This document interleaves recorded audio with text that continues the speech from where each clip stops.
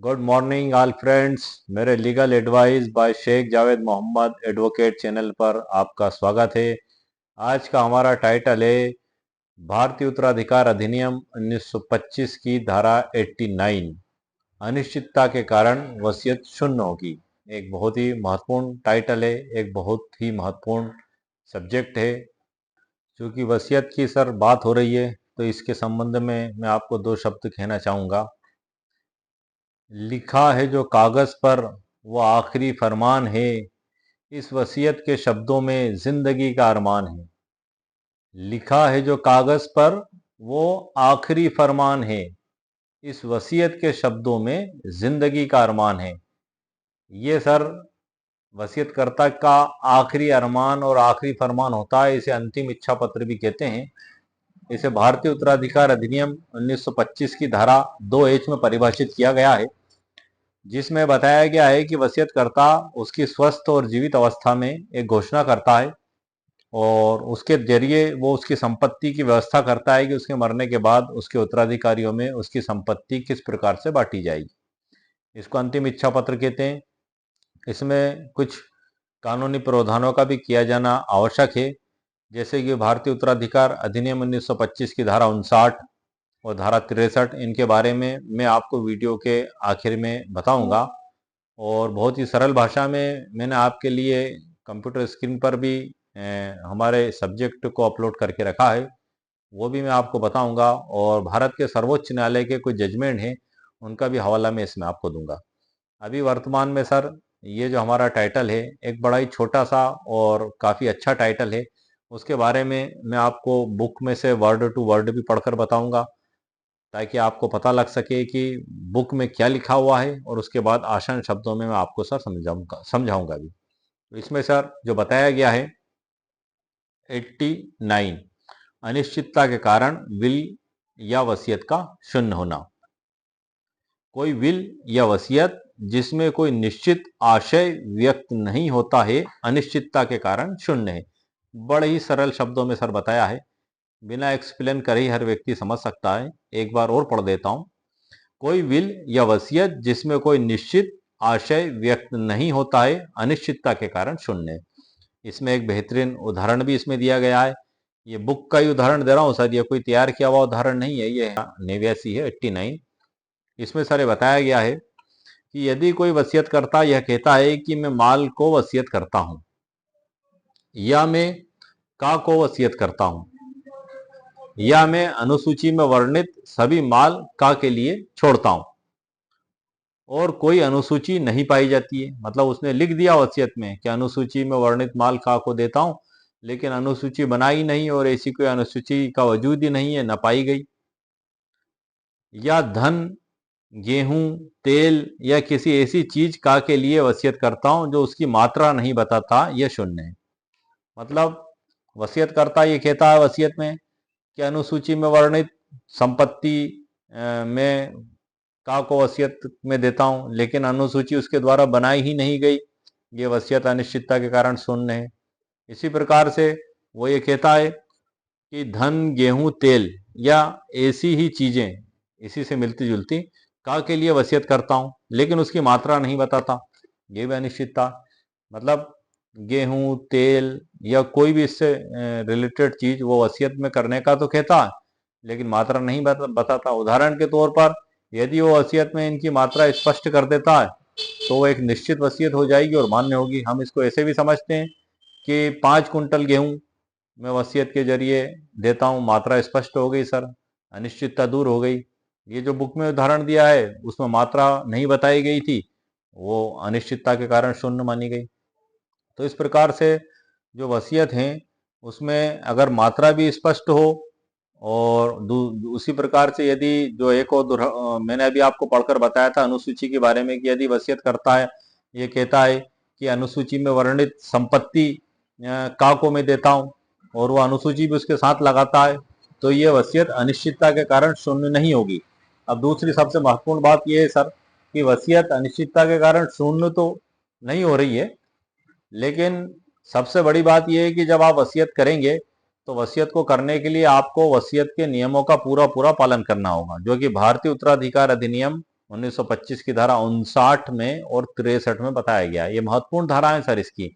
59 में वसीयत करने के लिए व्यक्ति की योग्यता के बारे में बताया गया है कि वसीयतकर्ता को स्वस्थ मस्तिष्क का होना चाहिए और 18 वर्ष की उसकी उम्र होना चाहिए, या 18 वर्ष से ऊपर।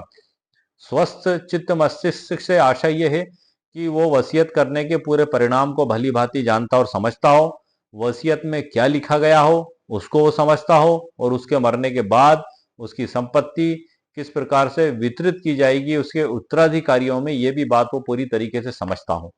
इसका पूरा ज्ञान उसको होना चाहिए। वो पागल नहीं होना चाहिए, बीमारी से ग्रसित नहीं होना चाहिए, बेहोशी की हालत में नहीं होना चाहिए, या मरणासन हालत में नहीं होना चाहिए, पूर्णतः स्वस्थ मस्तिष्क का होना चाहिए सर। ये धारा 59 में बताया गया है, इसका पालन होना जरूरी है। मतलब हम अनिश्चितता के कारण जो वसीयत शून्य होती है उसी टाइटल पर चर्चा कर रहे हैं कि यदि आपने वसीयत में अनिश्चितता लिख दी तो वो तो वसीयत शून्य हो जाएगी, लेकिन यदि आपने निश्चितता लिख दी तो उसमें इनका पालन भी करना होगा। धारा 63 में बताया गया है कि वसीयत के लिए 2 गवाहों की आवश्यकता होती है। वसीयतकर्ता को गवाहों के सामने वसीयत पर दस्तखत किए जाना सर आवश्यक है, और वो गवाह इस बात की गवाही देते हैं कि वसीयतकर्ता ने उनके समक्ष राजी खुशी से वसीयत की घोषणा की है, लिखित में तैयार की है और वसीयत पर दस्तखत किए हैं, और दोनों गवाह भी उस वसीयत पर दस्तखत करेंगे, हस्ताक्षर करेंगे। ये इसलिए जरूरी है सर क्योंकि यदि वसीयत को लेकर उत्तराधिकारियों में अगर कोई विवाद नहीं होता है तो नो प्रॉब्लम सर, कोई दिक्कत नहीं। लेकिन यदि वसीयत को लेकर उत्तराधिकारियों में कोई विवाद पैदा हो जाता है, अदालत में मुकदमा आता है, तो इन गवाहों की भूमिका बड़ी महत्वपूर्ण होती है। ये गवाह यदि अदालत में गवाही देने से मुकर जाते हैं या गलत गवाही दे देते हैं तो इस प्रकार से वो वसीयत विधि अनुसार प्रमाणित होना मान्य नहीं की जाती है सर, और उसको न्यायालय के द्वारा शून्य और अमान्य कर दिया जाता है। गवाहों की बड़ी महत्वपूर्ण भूमिका है सर। क्यों? क्योंकि गवाह भी आप ईमानदार रखें, विश्वसनीय रखें, तो ताकि आपकी मृत्यु के बाद आपकी वसीयत को सही तरीके से अदालत में जाकर बता सकें और किसी भी प्रकार के विवादों का निराकरण कर सकें। तो इस प्रकार से ये सर जो मैटर है हमारा अनिश्चितता के कारण वसीयत का शून्य होना, इसका जो आगे सरल भाषा में मैंने बहुत छोटी सी लाइनें तैयार की हैं, तो आइए सर मैं आपको कंप्यूटर स्क्रीन पर वो बता देता हूँ, तो आपको और आसानी से वो चीज स्पष्ट हो जाएगी। आइए, वसीयत सर एक बड़ा ही महत्वपूर्ण दस्तावेज होता है। इसको अंतिम इच्छा पत्र कहते हैं, आप सभी लोग जानते हैं। वसीयतकर्ता को यदि जानकारी के अभाव में वो गलत वसीयत लिख देता है तो वो वसीयत शून्य हो जाती है और उसके उत्तराधिकारियों को उस प्रकार से संपत्ति नहीं मिल पाती। इससे एक बड़ा नुकसान हो जाता है और उत्तराधिकारियों में विवाद भी होता है, क्योंकि यदि वसीयतकर्ता ने जानकारी के अभाव में अनिश्चित वसीयत लिख दी, यदि उसकी 20 बीघा जमीन है और वो वसीयत में लिखित रूप में एक अनुसूची तैयार करता है और वसीयत के साथ संलग्न करता है, वसीयत में उल्लेखित करता है कि अनुसूची में वर्णित संपत्ति मेरे उत्तराधिकारियों में इस प्रकार से बांटी जाएगी, तो ठीक है सर। लेकिन यदि वो वसीयत में सिर्फ यही लिख देता है कि अनुसूची में वर्णित संपत्ति, और उसकी उदाहरण के तौर पे वसीयतकर्ता के पास 100 बीघा जमीन है और उसकी वो जमीन 6 भागों में अलग अलग बटी हुई है, और उन 6 जमीनों की ओळख अलग अलग है, अलग अलग नामों से उन्हें जानते हैं, उनके रकबे अलग अलग हैं, उनके बीघा अलग अलग हैं और सर्वे नंबर अलग अलग हैं, तो वो एक अनुसूची तैयार करता है और वसीयत में सिर्फ अनुसूची लिख देता है और उसके साथ संलग्न कर देता है, तो वसीयत तो सर निश्चित हो गई। लेकिन वह अनुसूची तो तैयार करता है, लेकिन उस अनुसूची को वसीयत के साथ संलग्न नहीं करता, और वसीयत की ड्राफ्टिंग में सिर्फ ये बात लिख देता है कि अनुसूची में वर्णित संपत्ति मेरे बेटे बेटियों में इस प्रकार से वितरित की जाए। अब सर अनुसूची तो लगी ही नहीं है, तो ये वसीयत अनिश्चित हो जाएगी सर, जैसा कि मैंने अभी आपको 89 की धारा में उदाहरण के साथ बताया। तो इस प्रकार से इन बातों का बड़ा ध्यान रखना चाहिए वसीयतकर्ता को कि कहीं उसकी कोई भूल चूक अनिश्चितता के कारण ऐसा ना हो कि उसकी वसीयत उसके मरने के बाद निष्प्रभावी और शून्य हो जाए। क्यों? क्योंकि उसकी जो इंटेंशन तो वास्तव में यही था कि संपत्ति उसके वारिसों को वितरित की जाए, लेकिन एक अनिश्चितता के कारण यदि उसके वारिस उसकी संपत्ति को लेकर बाद में विवाद करते हैं तो सर ये एक बड़ा ही उसके वारिसों के लिए परेशानी का और दुख का विषय होगा। और कोर्ट में सर मुकदमेबाजी होगी, सालों मुकदमे चलेंगे, मन मुटाव होगा। एक ही पिता की संतान जो एक ही साथ पलकर और बढ़कर बड़ी हुई और पिता के जीवित रहते उनके मध्य आपस में अच्छे संबंध रहे, लेकिन इस भूल के कारण उनके बीच में मनमुटाव पैदा होने लगते हैं, लड़ाई झगड़े पैदा होने लगते हैं, बातचीतें बंद हो जाती हैं, सालों अदालत में मुकदमे चलते हैं, समय की भी बर्बादी होती है, पैसे की भी बर्बादी होती है, संबंध भी खराब होते हैं। एक हंसता खेलता परिवार जिनके आपस में मधुर संबंध थे वो बिखर जाता है, उजड़ जाता है। तो इसलिए सर वसीयत एक बड़ा ही इम्पोर्टेंट डॉक्यूमेंट्स है, एक बड़ा ही महत्वपूर्ण दस्तावेज है, जिसमें हमारे कोई कानून की कमी के कारण या हमारी कोई भूल चूक के कारण उसमें अगर कोई कमी रह जाती है तो बड़ी समस्याएं सर बाद में पैदा हो जाती हैं। मेरे तमाम वीडियो बनाने का मकसद भी यही है कि मेरे तमाम व्यूवर्स, आम व्यक्ति, आम जनता वसीयत में तमाम कानूनी बातों का ध्यान रखें। मेरे मेरे चैनल पर वसीयत से रिलेटेड तकरीबन 30 वीडियो अपलोड किए हैं। उसमें मैंने अलग अलग मुद्दों पर वसीयत के बारे में जानकारी दी है। और ये भी मेरा वीडियो अनिश्चितता के कारण वसीयत शून्य होगी उस पर आधारित है। अब शॉर्ट जानकारी सर एक बार और पढ़ के आपको बता देता हूँ, ताकि वही चीज और दूसरे आसान शब्दों में आपके सामने मैं प्रस्तुत कर दूं और आपको समझ में आ सके। मेरा डबल से बताने का भी मकसद यही है कि वो चीज आप समझ सकें, आसानी से समझ सकें और उसको समझकर अपने जीवन में आप ला सकें और दूसरों को भी बताएं ताकि वो भी इसका फायदा उठाएं। आइए सर हम देखते हैं। धारा 89 भारतीय उत्तराधिकार अधिनियम 1925 अनिश्चितता के कारण वसीयत का शून्य होना। भारतीय उत्तराधिकार अधिनियम 1925 की धारा 89 यह प्रावधान करती है कि यदि किसी वसीयत विल में लिखी गई इच्छाएं या निर्देश इतने अस्पष्ट या अनिश्चित हैं कि उनका सही अर्थ निकालना असंभव हो तो वह वसीयत शून्य मानी जाएगी।